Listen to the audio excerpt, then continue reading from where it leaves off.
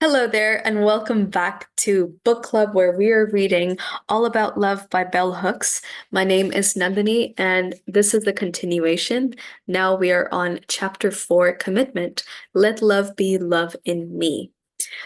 This is a chapter on self-love, and before we get into it, I am doing these recordings actually as part of a book club, and I would love for you to join. So please check the description of the video to find out when the next one is. I'm publicizing it on meetups.com as well. Sorry, meetup.com. I always add an extra S. So I would love for you to join me in, selecting different passages that resonated with you. So now, let's begin. On the page that has the title of the chapter, this is by M. Scott Peck. Commitment is inherent in any genuinely loving relationship. Anyone who is truly concerned for the spiritual growth of another knows, consciously or instinctively, that he or she can significantly foster that growth only through a relationship of consistency. Solid. I like that. On page 53 in my version, when we can see ourselves as we truly are and accept ourselves, we build the necessary foundation for self-love. This whole thing is on self-love, and I found myself agreeing with everything. Um, we've all heard the maxim, if you do not love yourself, you will be unable to love anyone else. I really like what Bell Hooks writes here, so I'm going to just read two full paragraphs. It sounds good, this maxim, that, if you do not love yourself, you will be unable to love anyone else. It sounds good. Yet more often than not, we feel some degree of confusion when we hear the statement. The confusion arises because most people who think they are not lovable have this perception because at some point in their lives, they were socialized to see themselves as unlovable by forces outside their control. We are not born knowing how to love anyone, either ourselves or somebody else. However, we are born able to respond to care. As we grow, we can give and receive attention, affection, and joy.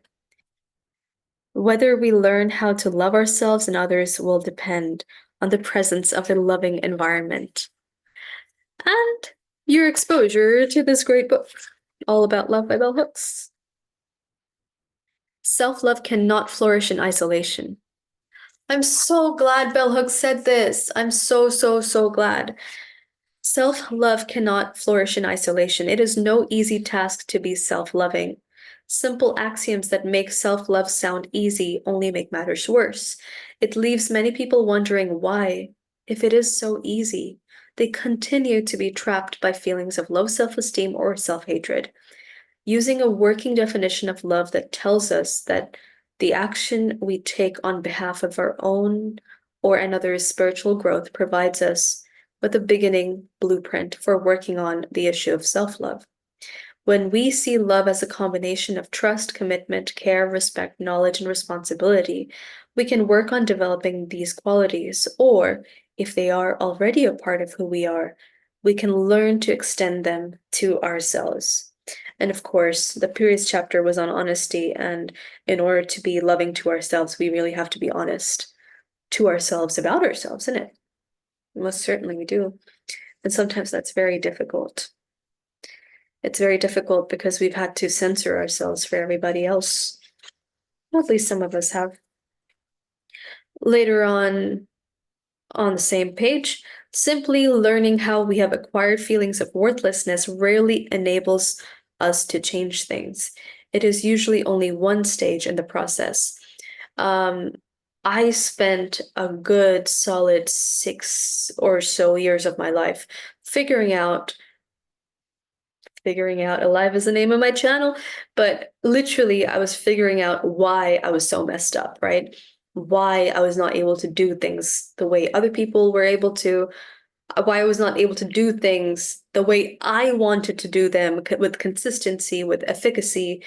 Um, Like, why? Why couldn't I just keep my room clean? Why couldn't I just take a shower every day? Why couldn't I be happy? Why couldn't I enjoy life, right?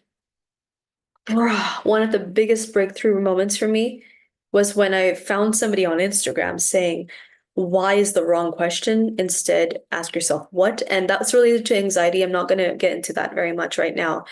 But why doesn't give you the solution? Why simply gives you the reason for your malaise? Okay, my webcam is being very odd. Okay, isn't there this Buddhist quote which is like, um, before you heal a person, ask them if they're willing to give up their poison or something like that. You know, like in order to heal, you've got to get rid of the thing that's hurting you. True, but asking what's hurting you as opposed to why are you hurt? You know, so similarly, it's like why never gives you the solution. It just gives you the reasons and more reasons for why you're hurt, but you already know you're hurt. You already know what's wrong. Sorry, no, you already know that things are wrong. Identifying what is wrong, okay, that's a good step. Identifying why you're wrong in all these different ways. I mean, it was an exercise for several years for me. I thought that was a solution, just understanding. Now I'm a great person at understanding a lot of things, but it didn't help to understand, trust me. This is this is so good. I love this so much. Okay. Simply learning how we have acquired feelings of worthlessness rarely enables us to change things. It is usually only one stage in the process. I, like so many other people, have found it useful to examine negative thinking and behavioral patterns learned in childhood, particularly those shaping my identity of self. Huh? Oh, shaping my sense of self and identity. However, this process alone did not ensure self-recovery. It was not enough. That's exactly what I'm saying. Oh gosh, this is so good, this part right here. I share this because it is far too easy to stay stuck simply describing, telling one's story over and over again, which can be a way of holding on to grief about the past or holding on to a narrative that places blame on others. Very recently in my life, I've come across this wonderful, wonderful doctor preacher called James Mellon. And I watched an interview live with James Mellon and Rick Tamlin, okay? And I think Rick Tamlin got his doctorate through James Mellon, or like he was a mentor or something. And there's so many things I gained from that interview, but one of the best ones was when James Mellon talked about be really, really aware of the stories you tell people and the stories you're carrying about your life. What are those memories that you keep rehashing over and over and, sharing with people? Because the feelings that those generate, those are the feelings that are perpetuated. So if I think of myself the way I used to talk about myself, like, oh, I was a victim of my mother abused me, all these other things. But I said it in a way where I was like, oh, like that's what I believed. But now I'm in a totally different space. So I don't even know if I use language with that sort of emotion anymore. And actually, in my daily life, I don't even talk about it that much. But for the sake of this channel and also learning these new things, I do talk about these things and I um, do these things. But by doing it, I'm still identifying with the I that I talk about, who what is a past version of me, actually. But clearly, because I'm still talking about it, there's a connection to this present version of me. So the stories that we tell, the things that make us sad to this day, those are the things that we are holding on to. We're not letting go. Our ego is not able to let go of those parts of us. And this can also be with things that are positive. Like, let's say that you got an award when you were, you know, younger for something. After that award, let's say you did nothing in that field that you got an award for, and yet you may like to mention again and again, well, I got an award for that. You're still holding on to the identity of that. You still see yourself as an award winner, right? So next to this, I've written, you know, I'm just going to read it again because I went off on a tangent. It wasn't a tangent, not at all. It was totally related, actually. I share this because it's far too easy to stay stuck in simply describing and telling one story over and over again, which can be a way of holding on to grief about the past or holding on to a narrative that places blame on others. I've written, it affirms our powerless identity. Oh, and then I went a little bit meta. I went a little higher level here and I wrote the memory versus feeling in childhood. And this is around, there's this whole section around, there's some people who just can't remember bits in their childhood, right? And so it's not a necessary step to trace the roots and identify those memories that are not really coming up. And it's like, why am I like this? I don't really remember my childhood. I don't know what's going on. I want to know why. You don't have to. And I think like the key thing here that I've written is even if you don't know what memories, silly word, even if you don't know what happened in your childhood, I'm pretty sure you may have memories of how you felt as a child. So, memory versus feeling in childhood, we take those feelings into our adulthood. I was talking with my aunt about this. My aunt told me that in Indian society, among the people that she is a part of, like in her community, in her social space, she said that men show love to children as much or as well as women do, and that men like, the examples she gave was that, while the woman is cooking breakfast and packing up lunches for families, the men in the family, the husbands, let's say, are the ones who are waking the children up and making sure they brush their teeth and take a bath or shower and dressing them up to get them to school and going and dropping them off to school. And then, after both the men and women come home, the wives once again get busy in the kitchen and the husbands are the ones who tend to spend time with the children and play with them, whether it's cricket outdoors or play some games indoors, teach them chess and all these other things. And so, once again, going back to Bell Hooks's definition, I talked about how, they're showing love, and no, they're showing care.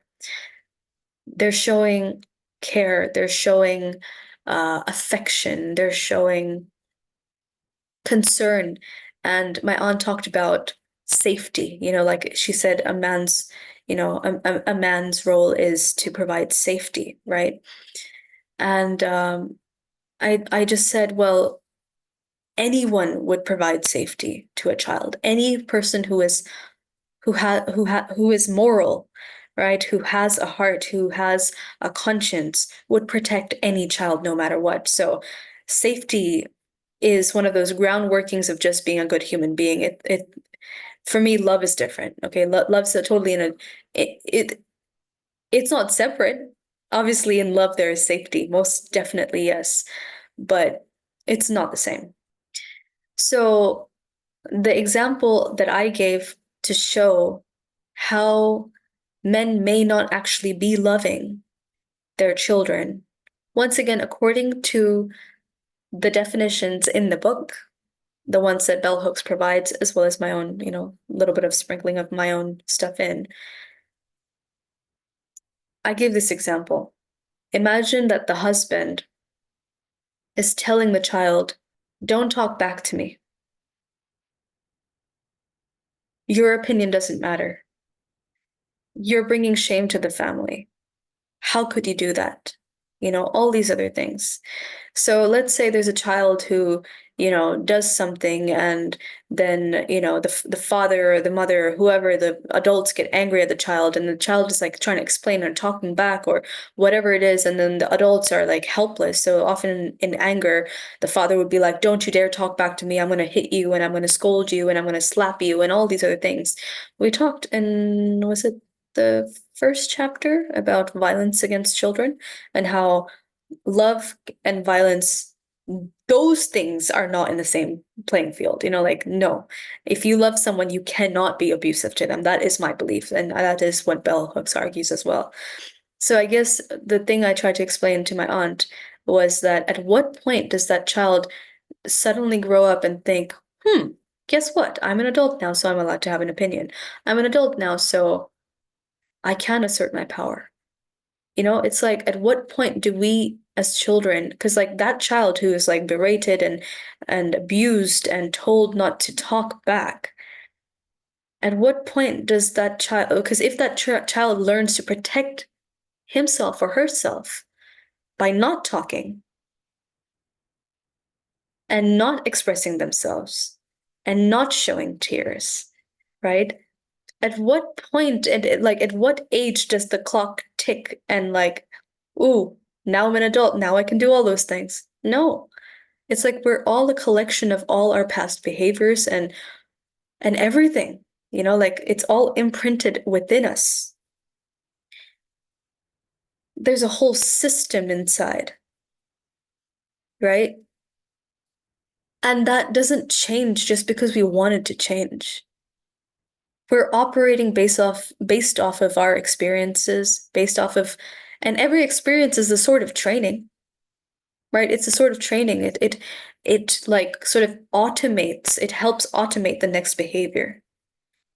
Because that's how we can live seamless sort of lives. It's like a survival thing. It's like we wouldn't survive if we had to figure out how to, spoon food into our mouth and not hit our teeth every time. Like it's, I don't know what I'm talking about now. What am I talking about? Can you tell me what I'm talking about? Where am I? So, yes, feelings in childhood, we take those same feelings into our adulthood. If we are made to feel guilty for existing, for breathing, for taking up space, for the money that people spent on us in our childhood, we feel those same feelings in our adulthood because that's what we've been trained to feel. And I've written next to this, energy and feeling is everything. It genuinely is everything. Um, but I'm not gonna get into that now. Okay, there's like a whole another level that's gonna be coming up at some point, okay, with words that I don't like, but which are just so true, like manifesting. I'm not gonna talk about it now though. Brandon, who is Brandon? Oh yes, Nathaniel Brandon's lengthy work, Six Pillars of Self-Esteem. In that, Brandon contends at the bottom of page 55 in my version, to live consciously means to seek to be aware of everything that bears on our actions, purposes, values, and goals to the best of our ability, whatever that ability may be. To behave in accordance with that which we see and know. So this is talking about conscious living. And what I was talking about was automated stuff, right?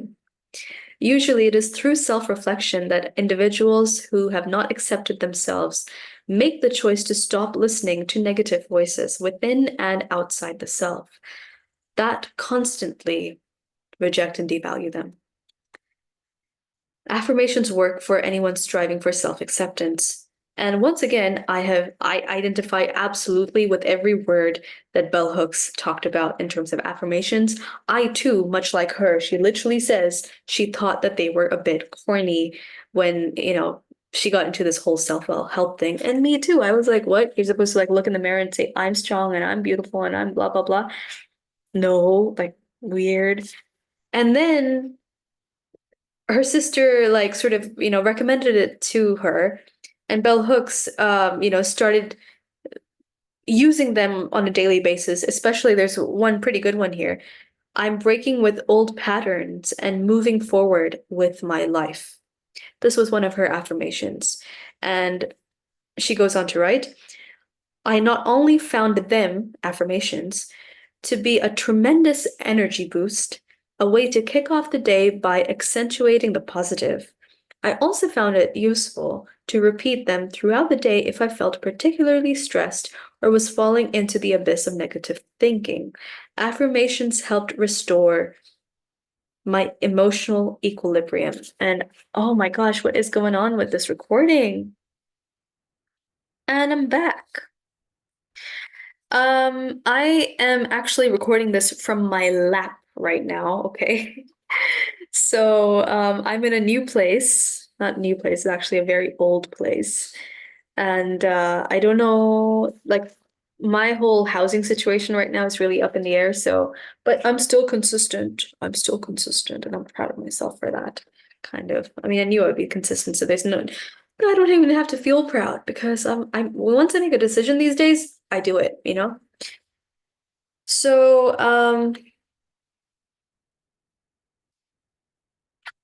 I identify with every word that Bell Hooks said about affirmations. I have things that I say in my own brain, and I didn't realize that they were affirmations until I was like, oh my gosh, I'm like my own cheerleader these days, and it's awesome. It really is because the power of my own words, they have power now because they're coming from within me. They're not externally inculcated and like, oh, I gotta believe I'm strong now, and then I'm beautiful now, or whatever else. Like I have affirmations. I mean, I'm gonna make some videos on them. If you want me to, let me know.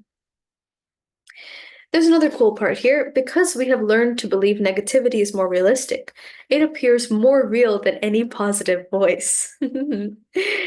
But once we begin to replace negative thinking with positive thinking, it becomes utterly clear that far from being realistic, negative thinking is absolutely disenabling.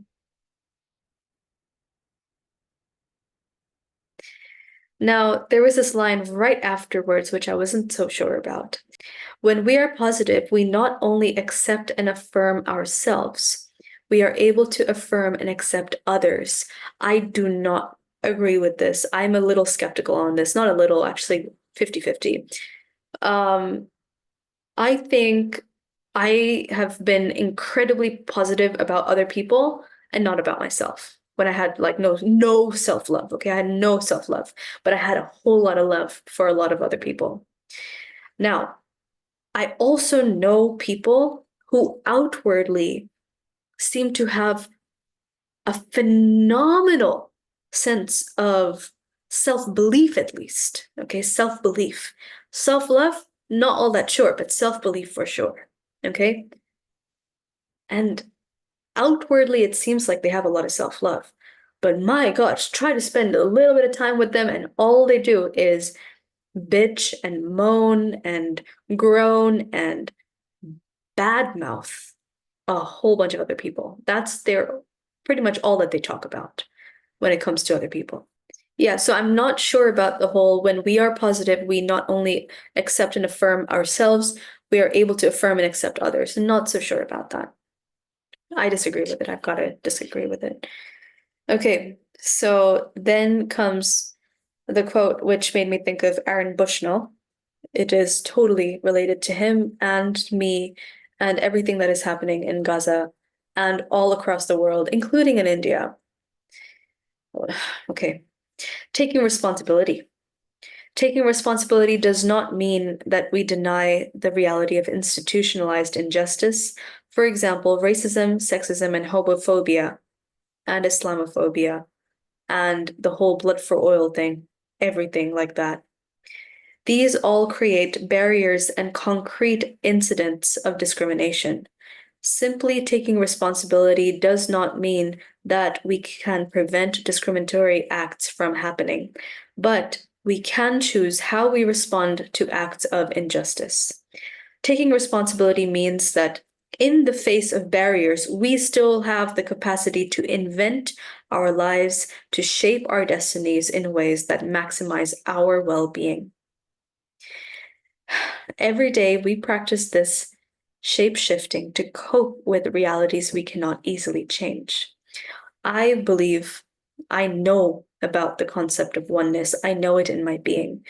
If I am well, that wellness is spread to others through my actions because I am taking action from a place of being well in myself. Similarly, if somebody else is unwell, if somebody else is in pain, I feel that hardcore, but I don't feel it anymore because I'm so intact now in keeping my energy clean and keeping my focus straight.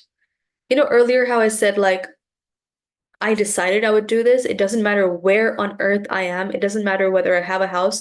Right now, I'm sitting in a single bed, which is very high, and I'm balancing my laptop on my legs to record this. I made that decision. Similarly, I have made the decision that my life is going to be an embodiment of love and respect and empowerment for all those people, for everyone pretty much, but especially those who are in a powerless place. Okay. For those who are unloved, for those who are powerless, like children, refugees. Okay. So I am so intact in knowing that somehow I'm getting closer and closer to the goal of helping with their healing, with their empowerment. So when I am shaken, when I see the list of names, I don't read the names because if I read the names, you know, even if I do read the names, like, what am I saying? Like, there was a time when I was avoiding it, but I don't avoid it anymore. If I was to read, like, what I was about to say is, like, if I was to read the names and recognize, like, let's say the names, resembled names of some of my friends, that would that would be an exercise of empathy, which I don't need to do because in the past, that would have made me really, really descend into a place of despair and hopelessness and misery, like absolute misery. And despair, hopelessness, and misery is not a place from which I can do anything positive in my life. Instead, I am strong. I know that things are gonna get better because I'm going to make them better. Right now, I don't have the power or the means to do anything about this except to talk about it. And I am talking about it. I'm talking about Aaron Bushnell. I'm talking about the war in Palestine, not the war, the genocide happening in Palestine, perpetuated by the State of Israel, supported by the West, especially the US and the UK. I'm talking about this with my students. I'm talking about this with people who are explicitly Islamophobic on a day-to-day basis. And I'm doing it from a place of groundedness. And I'm doing it from a place of knowing, like my compass points north. My compass inside points to love. It points to oneness. So I am doing everything I can to maximize my well-being because I really think that I'm on the right path of wanting to help, and I'll get there someday. Like, I had a dream. I'll just give you an example, a very silly example. It's not a silly example, but it's a very appropriate example of just showing my entire life, my entire life, ever since I was pretty young, I was beyond obsessed with the Harry Potter books, and I would have loved to go to England. Somehow, through a stroke of luck, or some may call it coincidence, that happened for me. I lived in England for a while. Another example, I went to a place in Himachal several years ago, and that became my most favorite place ever. And there was a very particular place in that place that I I went there. It was, let's say it's a monastery, okay? Let's say I went to that monastery and I was like, I I dream of teaching here. I dream of it.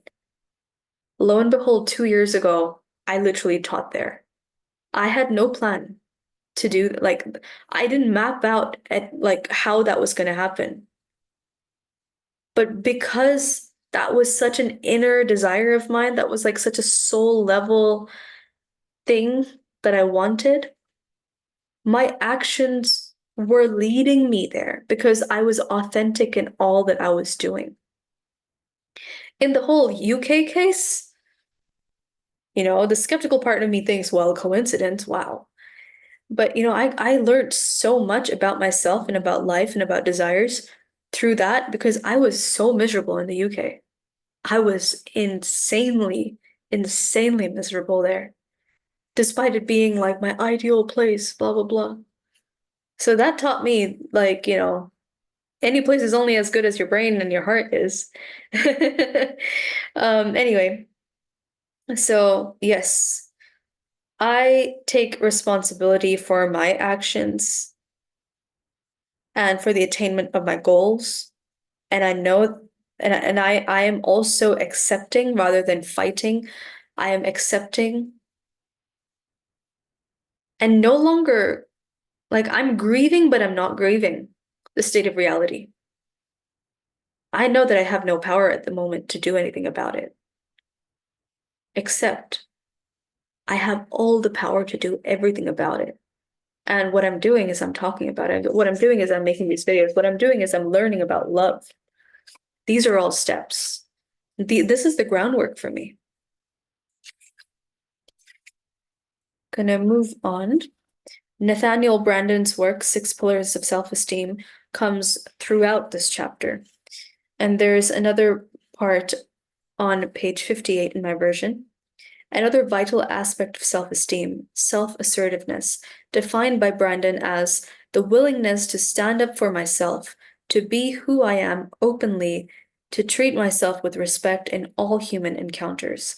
Since many of us were shamed in childhood, either in our families of origin or in school settings, a learned pattern of going along with the program and not making a fuss is the course of action we most frequently choose as a way to avoid conflict.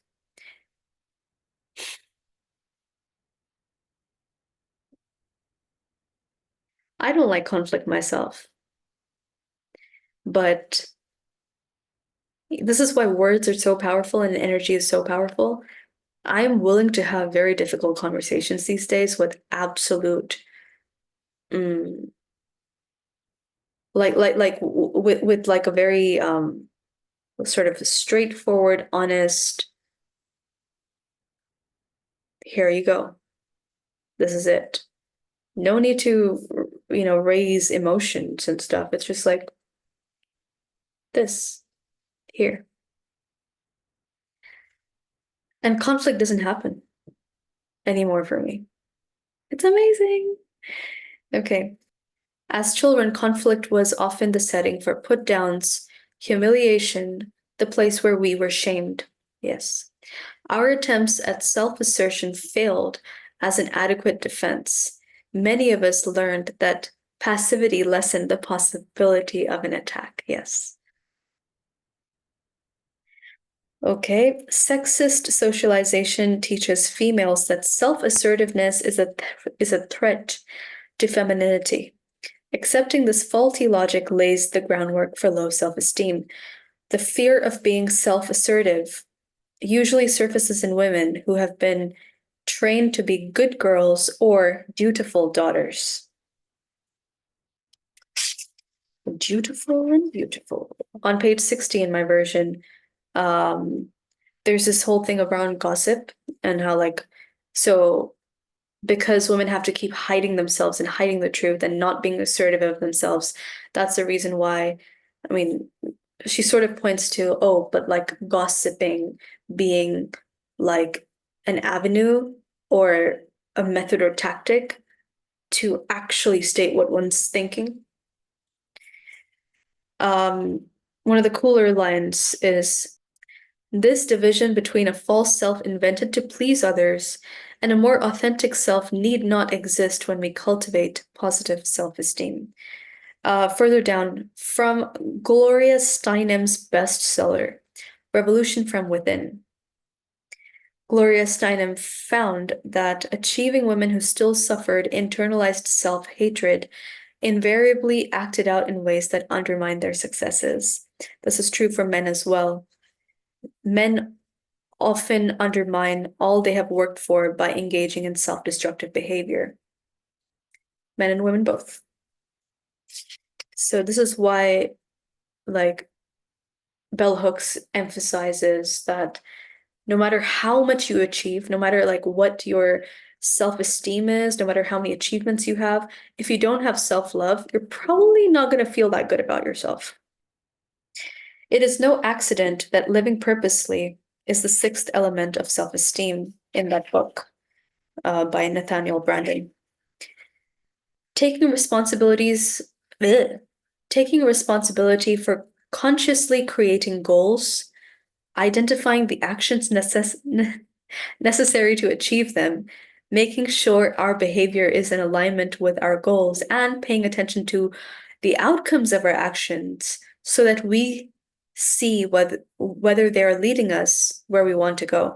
The reason why it made me laugh or smile or smirk or whatever that was is because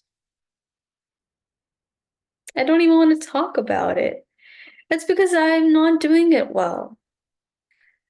I, oh man, goal setting freaks me out because I have fear of failure, because I feel like I've failed at everything in my life. I'm going to get emotional if I really think about this. Taking responsibility for consciously creating goals, identifying the actions necessary to achieve them, making sure our behavior is in alignment with our goals. That I'm doing. I accept that I'm not goal setting, and paying attention to the outcome of our actions so that we see whether they are leading us where we want to go. Most people do not grow up learning that the work we choose to do will have a major impact on our capacity to be self-loving. Okay, so in this bit, bell hooks really emphasizes that we ought to realize how much work, like how impactful work is. It makes me think of Repo Man. Have you watched that movie? Jude Law is at his finest in that movie, just in terms of physical attractiveness, in my opinion. Doing work we hate assaults our self-esteem and self-confidence, yet most workers cannot do the work they love. But we all can enhance our capacity to live purposely by learning how to experience satisfaction in whatever work we do. We find that satisfaction by giving any job total commitment. I really like this. Doing a job well, even if we do not enjoy what we are doing, means that we leave it with a feeling of well-being, our self-esteem intact. That self-esteem aids us when we go in search of a job that can be more fulfilling. Yes. Throughout my life, I have endeavored not only to do work I enjoy, but to work with individuals I respect, like, and love. When I first declared my desire to work in a loving environment, friends acted as though I had truly lost my mind. To them, work and love did not go together. Yes. But I was convinced that I would work better in a work environment shaped by an ethic of love. Um, I agree to every single word that Bell Hooks has written in this part here about, like, endeavoring to work only with people that you love and respect and trust and all those other things. But the last line here, but I was convinced that I would work better in a work environment shaped by an ethic of love. It's interesting because I didn't really think about, oh, I would work better.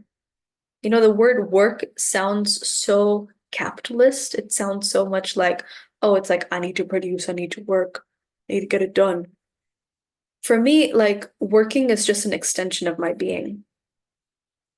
So for me, it's like, if I'm not happy, then I will not function. And Well, I'm not going to function well. I certainly have been functionally depressed, but it's like the work I do. Oh my God. Oh my gosh. Okay, I'm not going to talk about this now, but when I was about 18, I realized that there are, no, not 18. When I was 19 or 20, probably 20 or 21, 20. I think I was 20. I realized that I can't just do work for money. No way. I can't do it. I have to do work that I believe is helping people because that's the only work that doesn't feel like torture to me. Okay, let's carry on.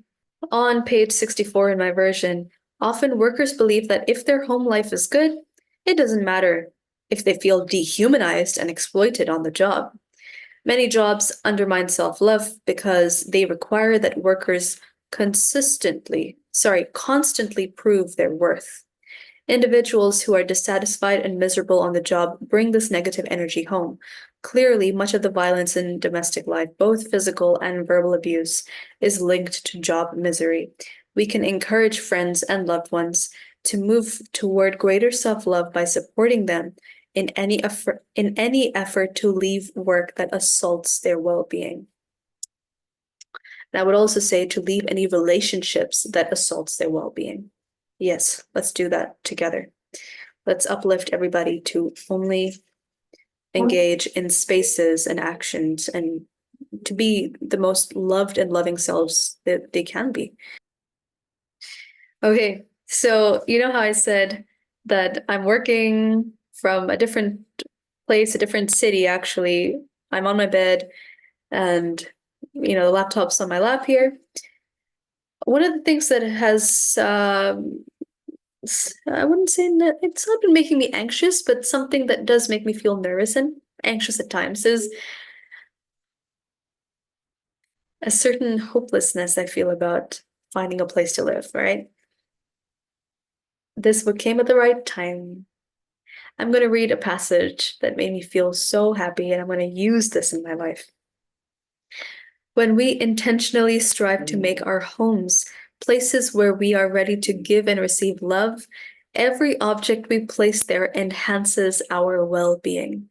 I create themes for my different homes. My flat in the city has the theme of love's meeting place.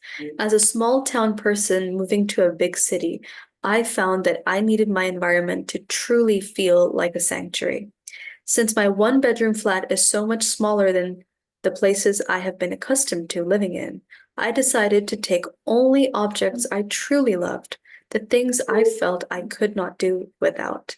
It is amazing how much stuff you can just let go of. My country place has a desert theme. I call it, I don't know Spanish, so I'm going to not pronounce this correctly. I call it Soledad Hermosa, beautiful solitude. I go there to be quiet and still and to experience the divine, to be renewed. I've written great inspiration. So once again, feelings, right? What feelings are we trying to generate? So it made me think that instead of thinking about, oh my gosh, am I going to find a place that has, a table for me or what's the internet going to be like and blah, blah, blah. I have certain things that, I will not move to a place that doesn't have good internet. And there are so many other things like that. But I've always thought about it like practically, like I need a place to work. I need a place to, sleep and be safe, and all that. And I'm like, wait a second. That's coming from a place of fear. Like I fear that, not having good internet to work and, not being safe and all those other things. What do I desire? I desire to live in a space that makes me feel incredibly energetic. And the moment I locked into that feeling, like that's what I want to do. I want to find a place to feel energetic, to do my work. I want to feel energized. I want to feel like the can-do possibility. I felt like I could roar. I realized like it doesn't matter if there's no table. I'm gonna buy myself a table, a nice table to do whatever it is I want to do things on. Like I'm gonna make sure things are so good because now I'm locked into like I want a place that's gonna energize me. That's what I want. Good old Bell Hooks wanted her city place to be love's meeting place, full of her most loving objects, a really tiny, beautiful little apartment, I guess. No, one bedroom flat. Yes, apartment, same thing. And the country place, beautiful solitude, a place to rest, a place to be quiet, to experience the divine, to be renewed. Wow. Wow. I want a place to create. I want a studio. I'm gonna make it happen. I'm so excited about it. I also have a name for the place, but I'm not gonna say it yet. Once I move, I'm gonna talk about it, definitely. It's gonna happen soon. So, interesting thing that comes after this, of all the chapters for this book, this was the one most difficult to write. Hmm. When I talked with friends and acquaintances about self-love, I was surprised to see how many of us felt troubled by the notion, as though the very idea implies too much narcissism or selfishness. We all need to rid ourselves of the misguided notions about self-love. We need to stop fearfully equating it with self-centeredness and selfishness and consumerism and this really indulgent self-care community, okay? Like by self-care, I mean like the whole, moisturize your face with like 15 different liquids and, put on sleeping masks and go for massages and get your nails done and all that stuff, or take a day off of work because, you deserve a beer. Escapism, overindulgence, consumerism, being disconnected to yourself and the world that you're living in, i.e., we're all one, versus doing things that are right for your heart and your soul. Like, what's the definition again?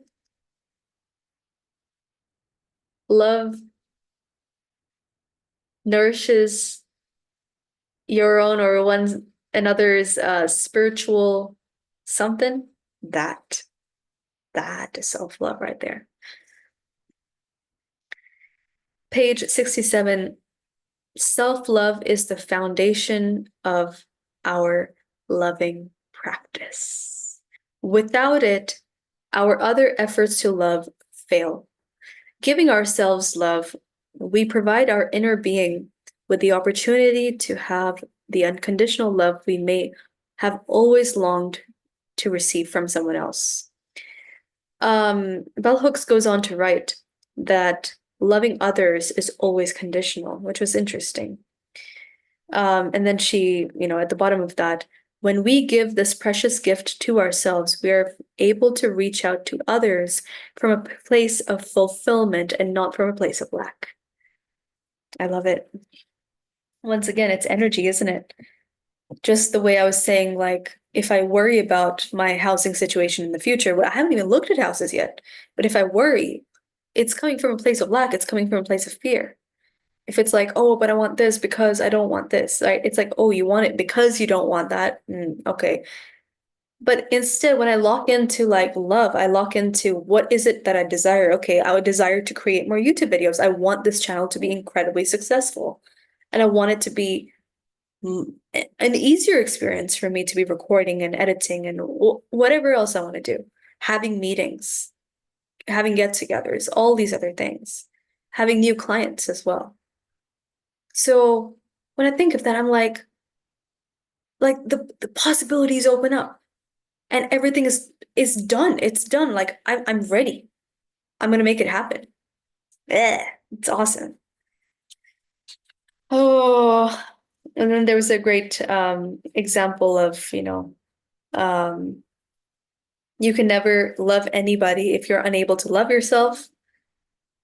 With the body thing, Bell Hooks talks about like, there was a time I felt lousy about my over 40 body, saw myself as too fat, too this, or too that. That. Yet I fantasized about finding a lover who would give me the gift of being loved as I am. It is silly, isn't it, that I would dream of someone else offering to me the acceptance and affirmation I was withholding from myself.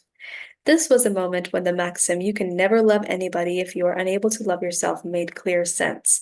And I add, do not expect to receive the love from someone else you do not give yourself. I love it. Okay, that's the end of chapter 4. All About Love book club on Figuring It Out Alive. My name is Nandini. I would love for you to join me in a future. Oh, goodness me. Uh-oh. My webcam disconnected because I was moving around. My name is Nandini. Thank you very much for watching. Please give me likes and share and subscribe, all those other wonderful things. Um, let's just keep being strong. Let's keep loving. Let's keep learning and expanding and growing and building our arsenal of all the good things that we have that we want to share in this world and that we want to receive in this world. Okay, thank you. And I look forward to seeing you in the next one. Bye.